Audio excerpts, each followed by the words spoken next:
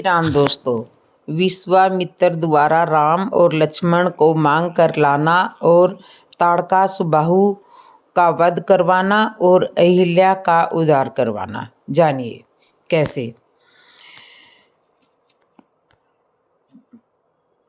जो भावार्थ अकड़, निर्वय, इच्छा रहित, अजन्मा और निर्गुण है तथा जिनका नाम है न रूप है, वही राम भक्तों के लिए नाना प्रकार के अनुपम अलौकिक चरित्र करते हैं।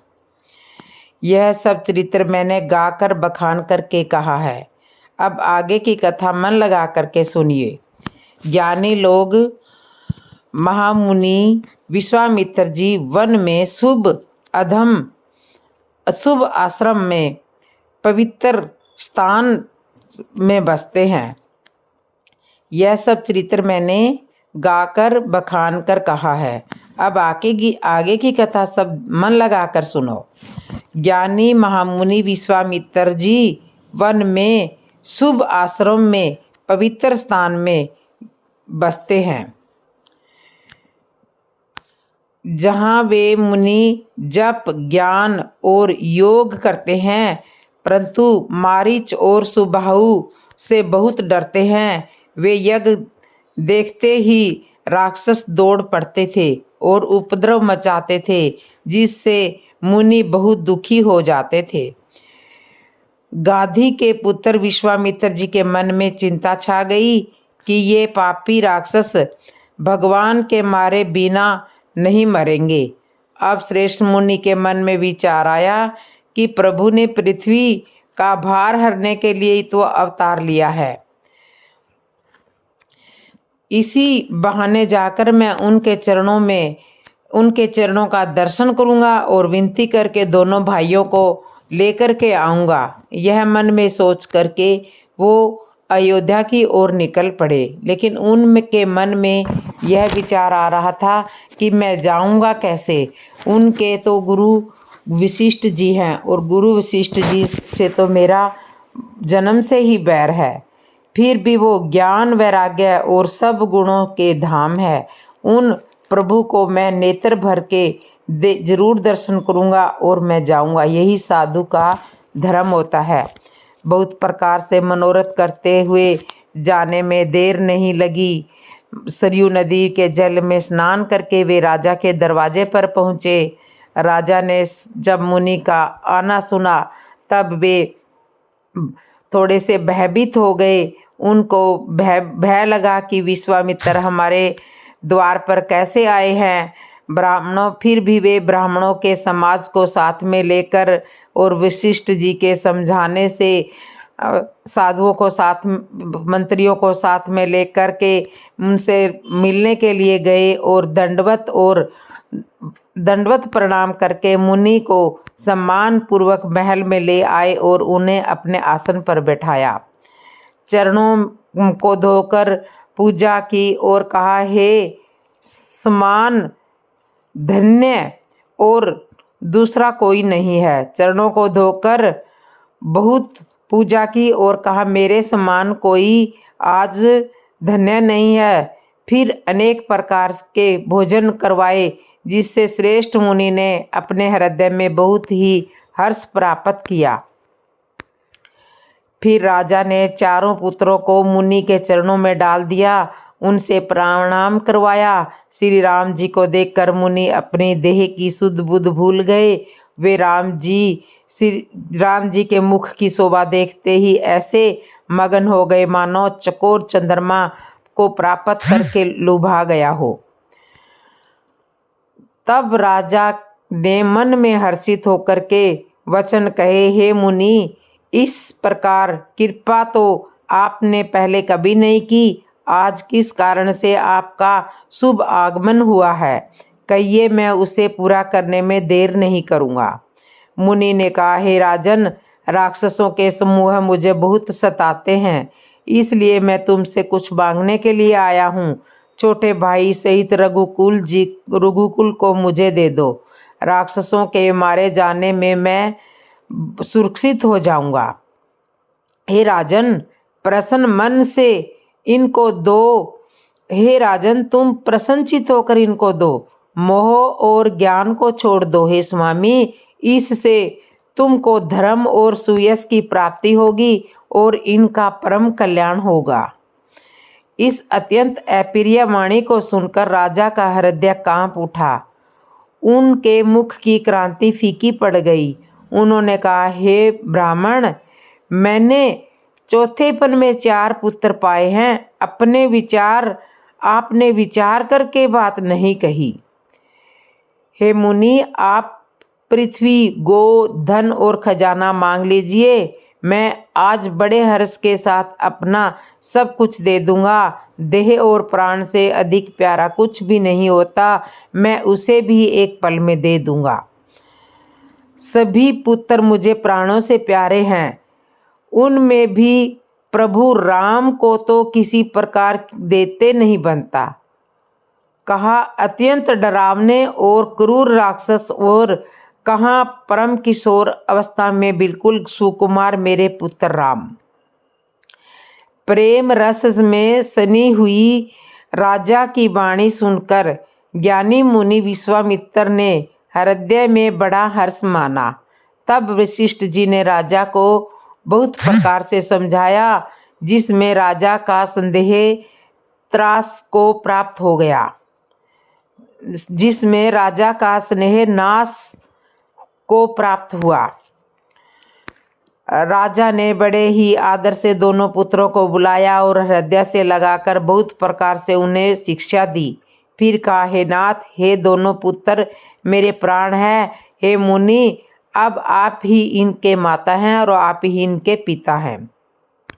राजा ने बहुत प्रकार से आशीर्वाद देकर पुत्रों को ऋषि के हवाले कर दिया। फिर प्रभु माता के महल में गए और उनके चरणों में सिर नवाकर आज्ञा मांगने लगे। तब माता ने उनको आज्ञा देने में बिल्कुल भी संकोच नहीं किया, क्योंकि वह जानती थी कि साधु का सानिध्य किसी विरले को ही मिलता है। उन्होंने तुरंत उनको ऋषि विश्वामित्र के साथ जाने के लिए आज्ञा दे दी और ये कहा कि जल्दी से जाओ, नहीं कहीं विश्वामित्र जी चले ना जाए। पुरुषों के सिंह रूप दोनों भाई राम लक्ष्मण मुनि का भय हरने के लिए प्रसन्न होकर चले। वे कृपा के समुद्र, धीर बुद्धि और संपूर्ण विश्व के कारण हैं।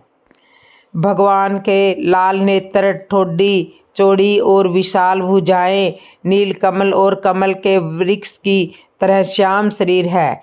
कमर में पीताम्बर पहने हैं, सुंदर तरकस कसे हुए हैं। दोनों हाथों में क्रमशः सुंदर धनुष और बाण है।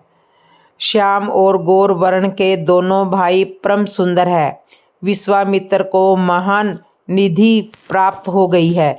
वे सोचने लगे, मैं आज जान गया हूँ कि प्रभु ब्रह्मदेव ब्राह्मणों के भक्त हैं। मेरे लिए भगवान ने अपने पिता तक को भी छोड़ दिया है। मार्ग में चले जाते हुए मुनि ने ताड़का को दिखलाया। शब्द सुनते ही वह क्रोध करके दौड़ी। श्री राम जी ने एक ही बाण से उसके प्राणों को हर लिया और दीन जानकर उसको निज पद अपना दिव्य स्वरूप दिया। जब ऋषि विश्वामित्र ने प्रभु को मन में विद्या का भंडार समझाते हुए लीला की पूर्ण करने के लिए ऐसी विद्या दी जिससे भूख प्यास और न लगे और शरीर में अतुलित बल और तेज का प्रकाश हो, तब अब सवाल ये उठता है कि विश्वामित्र के साथ, राम जी के साथ लक्ष्मण जी ही क्यों गए, भरत शत्रुघ्न जी क्यों नहीं गई? तो जानिए, विश्वामित्र जी ने लक्ष्मण जी का नाम नहीं लिया तो राम जी के साथ लक्ष्मण जी ही क्यों गए, भरत या शत्रुघ्न जी क्यों नहीं गए? सुनिए, विश्वामित्र जी भक्त लोग भगवान को पाने के लिए वन में जाते हैं और विश्वामित्र मुनि भगवान को पाने के लिए वन में घर में आए हैं। बड़ी अद्भुत बात है। तुलसीदास महाराज इस प्रसंग से यह समझाना चाहते हैं कि देखो महाराज दशरथ कितनी पुण्य आत्मा थे कि उन्होंने भगवान को पाने को अपने घर में बुला लिया। कितनी पुण्य आत्मा थे कि जिन्होंने भगवान को अपने घर में बुला लिया। और दशरथ जी ने विश्वामित्र जी से पूछा, आप मुझसे क्या मांगना चाहते हो? तब विश्वामित्र जी ने कहा, अपने गुरुदेव जी से पूछो। दशरथ जी ने गुरुदेव वशिष्ठ जी से पूछा तो वशिष्ठ जी ने बताया, महाराज विश्वामित्र जी अपने यज्ञ की रक्षा के लिए राम जी को साथ ले जाने के लिए आए हैं। तुमसे राम जी को मांगने आए हैं। इतना सुनते ही राजा दशरथ अधीर हो गए और कहने लगे, गुरुदेव मुझसे यह नहीं होगा, मैं राम जी को नहीं दे सकूंगा, राम देत नहीं बने गुसाई। दशरथ जी ने विश्वामित्र जी से कहा कि इसके बदले में आप मुझसे कुछ और मांग लो, वो मैं आपको दे दूंगा, बस आप राम जी को मत मांगो। विश्वामित्र जी ने कहा कि इसके बदले में तुम और क्या दे सकते हो? दशरथ जी ने कहा कि मैं अपने प्राण भी दे सकता हूँ, आप मुझसे मेरे प्राण भी मांग लो तो भी मैं उनको साथ में उनको दे दूंगा। विश्वामित्र जी मन ही मन समझ गए कि भगवान ने इनके यहाँ अवतार क्यों लिया है।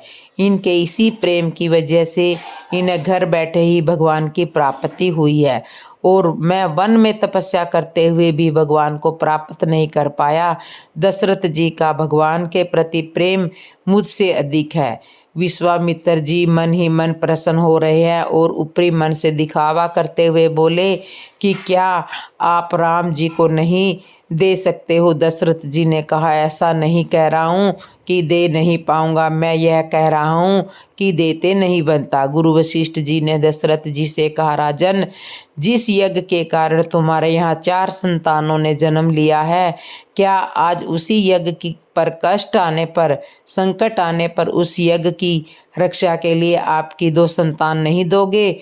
वशिष्ठ जी ने दशरथ जी को समझाया कि तुमने विश्वामित्र को अपनी राजगद्दी पर बिठा दिया है तो पिता होने का भार भी आप विश्वामित्र मुनि पर ही छोड़ दीजिए, यह इनके पिता की भांति ही रक्षा करेंगे।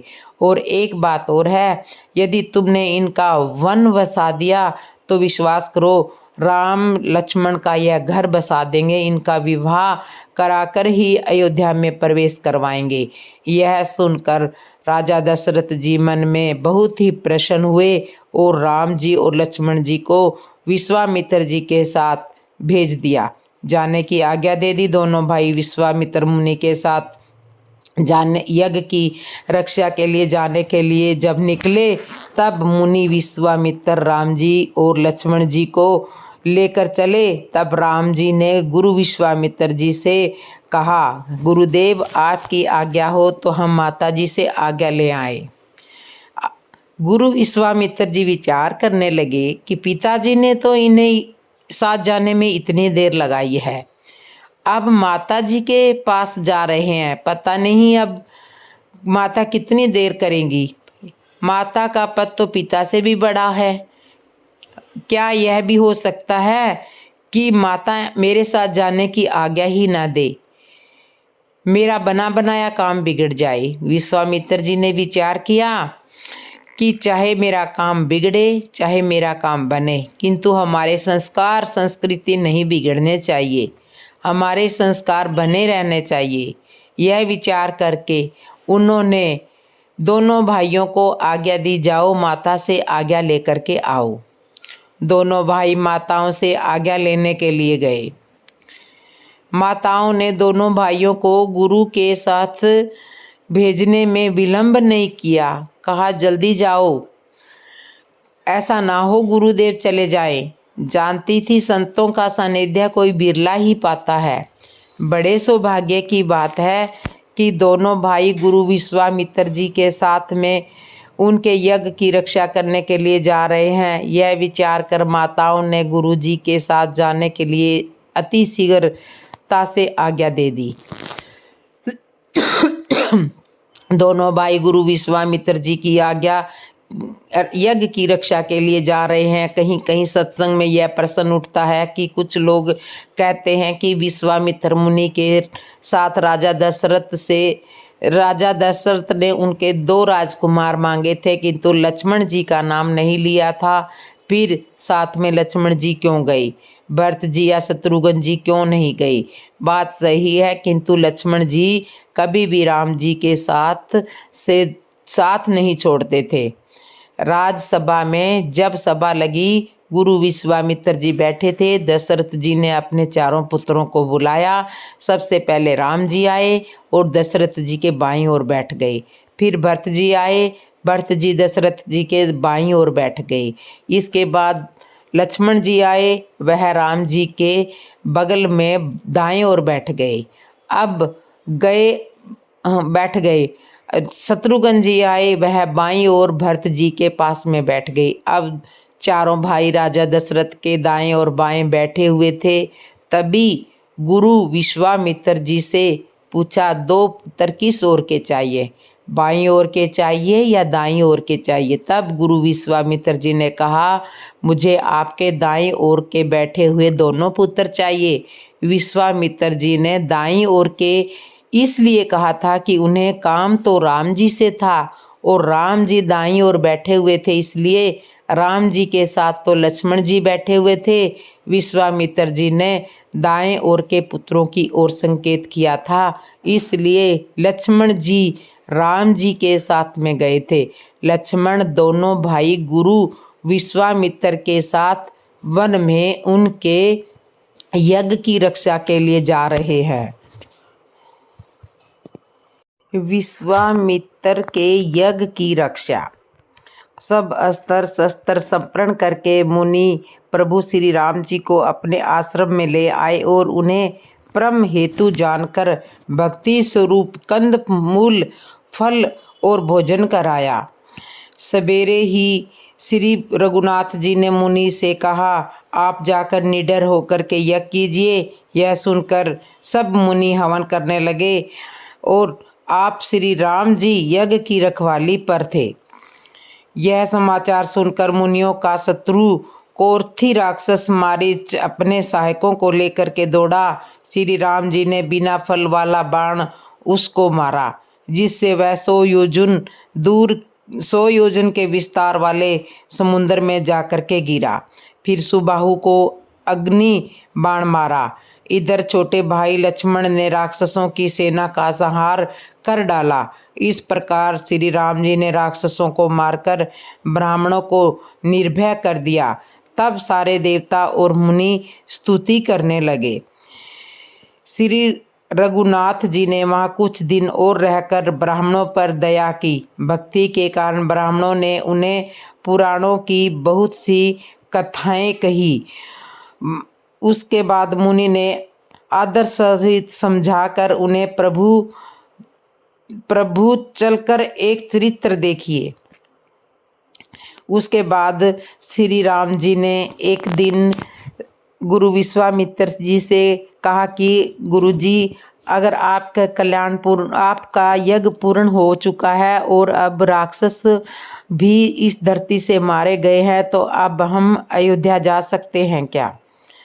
तब उसके बाद मुनि ने आदरपूर्वक समझाकर उनको कहा कि नहीं, अभी एक और यज्ञ बाकी है, वो भी आपके हाथों से ही पूर्ण होना है।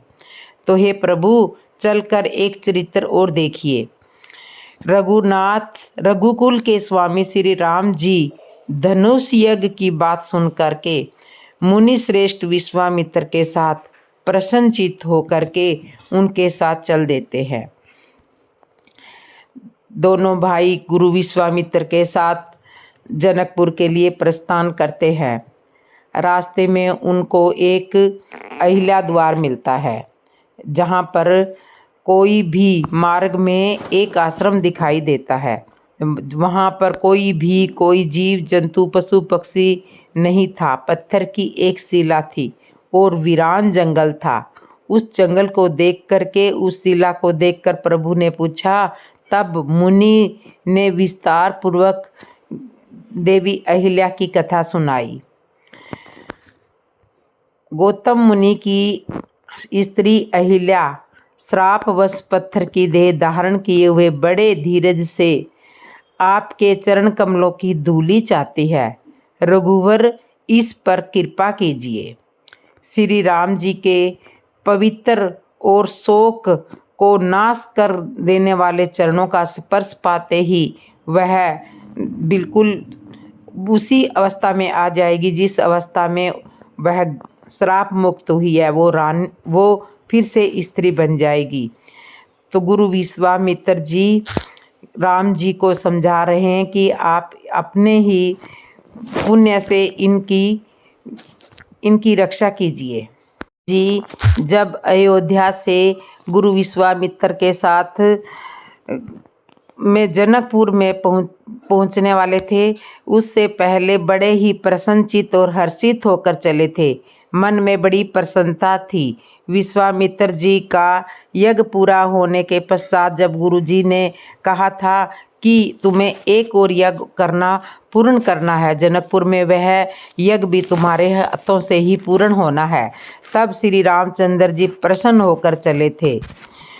किंतु देवी अहिल्या के उद्धार के पश्चात जब वह चले तो मन में प्रसन्नता नहीं थी। गोस्वामी तुलसीदास जी ने यहाँ हर्षित चले विशेषण का प्रयोग नहीं किया। यहाँ उन्होंने लिखा है चले राम राम जी चले। मन में प्रसन्नता नहीं बल्कि इस बात का दुख है कि मेरे द्वारा एक ऋषि की पत्नी का चरण छुआना पड़ा है। मैंने अपने चरण ऋषि की पत्नी से अपने चरण छुआए हैं। ने पवित्र और शोक को नाश करने वाले चरणों का स्पर्श पाते ही सचमुच वह तपोमूर्ति अहिल्या प्रकट हो गई। भक्तों को सुख देने वाले श्री रघुनाथ जी को देखकर वह हाथ जोड़ करके उनके सामने खड़ी हो गई। अत्यंत प्रेम के कारण वह अधीर हो गई। उसका शरीर पुलकित हो गया। मुख से वचन कहने में नहीं आते थे। वह अत्यंत बड़भागनी अहिल्या प्रभु के चरणों में लिपट गई और उसके दोनों नेत्रों से जल प्रेम आनंद के आंसुओं की धारा बहने लगी। फिर उसने मन में धीरज धर के प्रभु को पहचाना और श्री रघुनाथ की कृपा से भक्ति प्राप्त की। तब अत्यंत निर्मल वाणी से उसने इस प्रकार स्तुति आरंभ की। हे ज्ञान से जानने योग्य श्री रघुनाथ जी, आपकी जय हो। मैं सहज ही अपवित्र स्त्री हूँ और ये प्रभु आप जगत को पवित्र करने वाले हो, भक्तों को सुख देने वाले हो और रावण के शत्रु हो। हे कमल नयन, हे संसार जन्म जंतु के भय से छुड़ाने वाले, मैं आपकी शरण में आई हूँ। मेरी रक्षा कीजिए। मुनि ने जो मुझे श्राप दिया सो बहुत ही अच्छा किया। मैं उसे अत्यंत अनुग्रह करके मानती हूँ कि जिसके कारण मैंने संसार से छुड़ाने वाले श्री हरि आपको नेत्र भर के देखा। इसी आपके दर्शन को शंकर जी सबसे बड़ा लाभ समझते हैं। हे प्रभु, मैं बुद्धि की बड़ी भोली हूँ। मेरी एक विनती है, हे नाथ, मैं और कोई वर नहीं मांगती, केवल यही चाहती हूँ कि मेरा मन रूपी भोरा आपके चरण कमलों की रज के प्रेम रूपी रस का सदा पान करता रहे। जिन चरणों से परम पवित्र नदी गंगा नदी प्रकट हुई, उन्हें शिवजी ने सिर पर धारण किया और जिन चरण कमलों को ब्रह्मा जी पूजते हैं, कृपालु हरि, आपने उन्हीं को मेरे सिर पर रखा। इस प्रकार स्तुति करती हुई बार बार भगवान के चरणों में गिरकर मन को बहुत ही अच्छा लगा। इस वर को पाकर गौतम की स्त्री अहिल्या आनंद में भरी हुई पति लोक को चली गई। अब भगवान श्री राम जी को बहुत पश्चाताप हुआ क्योंकि वे उनके मन में जब चले थे तब बहुत खुशी हो रही थी कि हम जनकपुर जा रहे हैं। जब रास्ते में देवी अहिल्या को अपने पैर से छुआ तब उनको अपने मन में बहुत पश्चाताप हो रहा है किंतु देवी अहिल्या के उद्धार के पश्चात जब वे वहाँ से चले तो मन में प्रसन्नता नहीं थी। गोस्वामी तुलसीदास जी ने यहाँ हरसी चले विशेषण का प्रयोग नहीं किया। यहाँ उन्होंने लिखा है कि चले राम राम जी चले। मन में प्रसन्नता नहीं है, बल्कि इस बात का दुख है कि मेरे द्वारा एक ऋषि पत्नी को चरण छुआना पड़ा। मैंने ऋषि पत्नी को अपने चरणों से छुआ। एक तो वह ऋषि की पत्नी, दूसरा वह नारी जाति है। दोनों ही स्थिति में निश्चित रूप से मुझसे यह पाप हुआ है। राम जी ने उनकी नरलीला में जितने भी चरित्र किए हैं वह हमें संदेह देने के लिए किए हैं। भगवान से तो कभी भूल हो ही नहीं सकती, किंतु इस प्रसंग का आशय यही है कि तुलसीदास जी समझाना चाहते हैं कि कहीं इस तरह की भूल हमसे ना हो, और यदि हो भी जाए तो इस तरह प्रायश्चित करना चाहिए जिस तरह श्री राम जी ने अहिल्या उद्धार के पश्चात किया है। प्रायश्चित करने के लिए गंगा जी में गए। वहाँ उन्होंने गंगा जी में स्नान किया, दान पुण्य किया। इस तरह अहिल्या को चरण छुआने के पापों का प्रायश्चित किया। तब उनके मन में प्रसन्नता हुई और वहाँ से आगे चले। तब फिर हर्षित होकर चले। तुलसीदास जी ने फिर यहाँ भगवान की प्रसन्नता को दर्शाया है।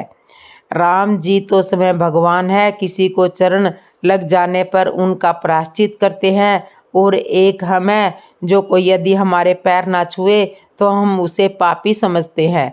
राम जी दोनों भाई गुरु विश्वामित्र जी के साथ जनकपुर में पहुंचते हैं। राम जी जनकपुर में प्रवेश करते ही लक्ष्मण जी को वहाँ की महिमा सुनाते हैं। वहाँ के नर नारियों को देखकर उनके हाव भाव का वर्णन लक्ष्मण जी को करवाते हैं और कहते हैं कि यहाँ के पशु पक्षी नर नारी सभी को देखकर यह लगता है कि यह वेदही जनक दुलारी की नगरी है। सुंदर उपवन देखकर गुरु विश्वामित्र ने वहीं पर विश्राम दिया। जब राजा जनक को यह ज्ञात हुआ कि गुरु विश्वामित्र जी का जनकपुर में आगमन हुआ है, तो वह कुछ विद्वान जनों को साथ और ब्राह्मणों को साथ में लेकर के सृष्टिवाचक करते हुए विश्वामित्र मुनि जी को लिबाने के लिए नगर के बाहर उपवन में पहुँचे।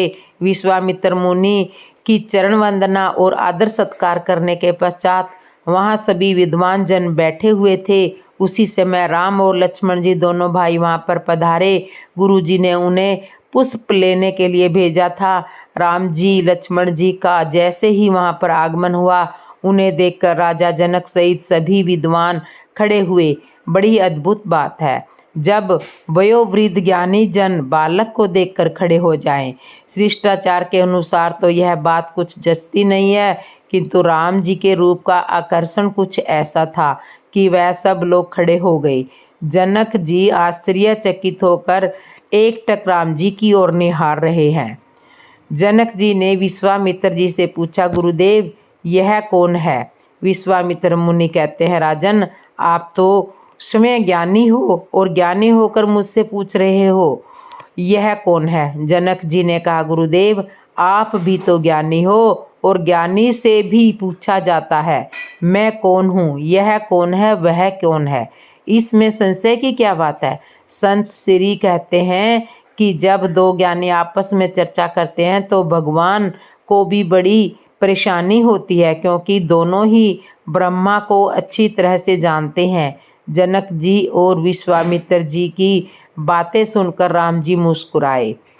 राम जी का स्वभाव ऐसा ही है, अपने स्वरूप का बोध कराते हैं, अर्थात दर्शन कराते हैं, तब मुस्कुराते हैं। और उन्हें मुस्कुराते देखकर राजा जनक स्वयं ज्ञानी है, जान गए कि यह कौन है, यह तो ब्रह्मा है। जन्म के समय माता कौशल्या को भी राम जी ने मुस्कुराकर ही अपने स्वरूप का परिचय दिया था। तब माता कौशल्या ने राम जी से कहा था कि अपना बाल स्वरूप धारण करके बाल रूप में मुझे दर्शन दो। तब उन्होंने अपनी बाल लीला आरंभ की थी। जनक जी पूछते हैं विश्वामित्र जी से, बताइए गुरुदेव आप क्यों मौन हो? विश्वामित्र जी कहते हैं, वह यह है संसार में जितने प्राणी हैं उन्हें यह प्रिय है। राम जी ने विश्वामित्र जी की ओर देखा, मानो संकेत यह था कि आप बताओ। राम जी का संकेत था कि गुरु देव लौकिक दृष्टि से हमारा परिचय होना चाहिए। विश्वामित्र मुनि ने जनक जी से कहा कि यह अयोध्या नरेश दशरथ जी के पुत्र हैं और मेरे यज्ञ की रक्षा करने के लिए मैं इन्हें साथ में लेकर आया हूँ। तब जनक जी ने पूछा कि क्या इन्होंने आपके यज्ञ की रक्षा की है? क्या आपका यज्ञ सफल हुआ है? तब विश्वामित्र जी ने कहा, राजन, आपके यहाँ भी तो यज्ञ है, अनुभव कर लेना, कुछ ही दिनों की तो बात है। राम लक्ष्मण दोनों भाइयों के जनक सहित सभी विद्वान जनों ने प्रेम सहित दर्शन किए, सुख पाया और तब जनक जी गुरुदेव सहित दोनों भाइयों को जनकपुर में प्रवेश दिलाने के लिए साथ में लेकर चले। जनक जी गुरु विश्वामित्र और दोनों भाई राम जी और लक्ष्मण जी को साथ में जनकपुर नगरी में ले आए। अब प्रश्न यह था कि इन्हें ठहराया कहाँ जाए। तब उन्होंने गुरु जी सहित दोनों भाइयों को श्री जानकी जी का महल, सुंदर सदन जिसमें श्री सीता जी विराजमान रहती हैं, उन दोनों भाइयों को वहां ठहराया, क्योंकि सीता माता भक्ति स्वरूप है, जनक जी ज्ञान स्वरूप है। वह जानते हैं कि ज्ञानी के भवन में तो भगवान ठहर नहीं सकते, भगवान तो भगत के महल में ही ठहर सकते हैं। इसलिए उन्होंने भक्ति स्वरूपा माता जानकी के महल में दोनों भाइयों को ठहराया और भक्ति रूपा जानकी को अपने महल में, अपने हृदय में बसाया। तो इस तरह से राम, लक्ष्मण और विश्वामित्र जी जनकपुर में पहुंच जाते हैं। आज की कथा को यहीं पर विश्राम करते हैं। आगे की कथा ऐसे ही आपको इसके आगे की मिलेगी। तब तक के लिए जय श्री राम कमेंट में लिख दीजिए और एक बार मुख से बोलिए जय श्री राम दोस्तों।